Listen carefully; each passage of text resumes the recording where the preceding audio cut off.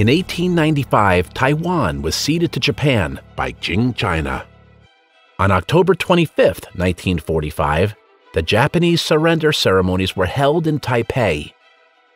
On April 28, 1952, the San Francisco Peace Treaty came into force. Today, we need to understand what the current situation is. Historically speaking, from the mid-1890s to the present, a discussion of sovereignty over Taiwan territory must deal with Qing China, Japan, and the United States.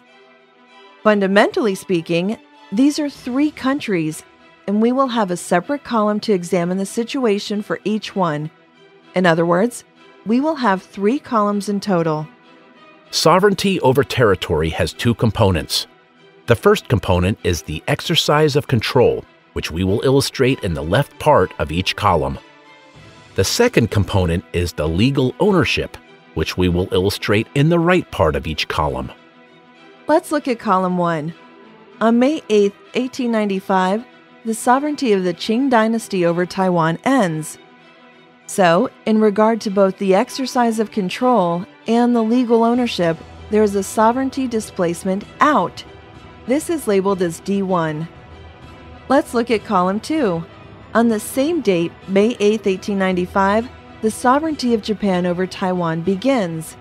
So, in regard to both the exercise of control and the legal ownership, there is a sovereignty displacement in. This is labeled as D2. Furthermore, we should note that while Japan's exercise of control over Taiwan ends on October 25, 1945, its legal ownership has not changed on that date. This is an important fact that is completely misinterpreted by many researchers who deal with Taiwan.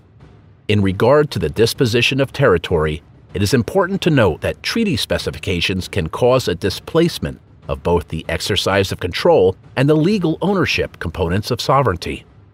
For Taiwan, both components of sovereignty have been displaced as a result of the specifications of their 1895 treaty. Next, we must consider the effect of military conquest on sovereignty. Military conquest is followed by military occupation. A firm rule of international law says that military occupation does not transfer sovereignty.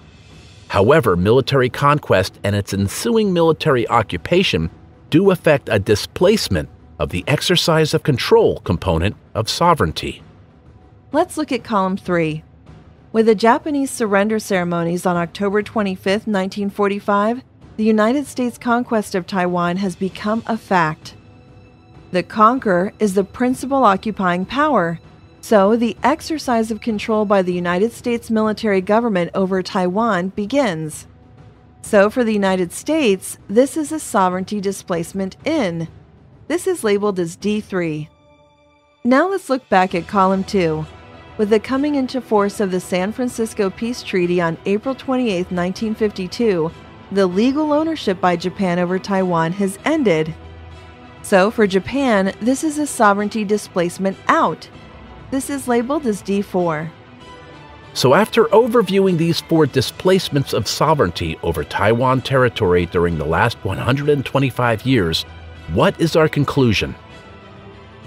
Our conclusion must be that, legally speaking, the exercise of control by the United States military authorities has continued up to the present day. Of course, as we should realize, the United States military government has delegated this exercise of control to the Chinese nationalists, who call themselves the Republic of China.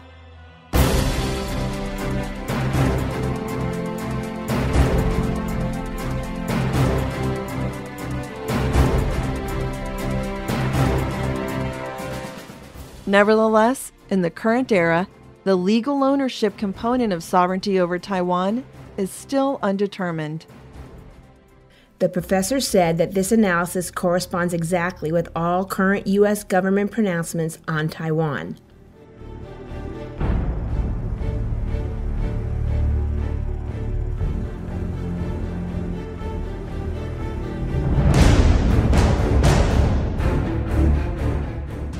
Those pronouncements include: Taiwan is not independent. The Republic of China is not a state in the international community. We do not support Taiwan's membership in any organization for which statehood is a requirement. We do not support the two-state formulation of one Taiwan and one China. The Republic of China is an issue undecided. We have a one China policy.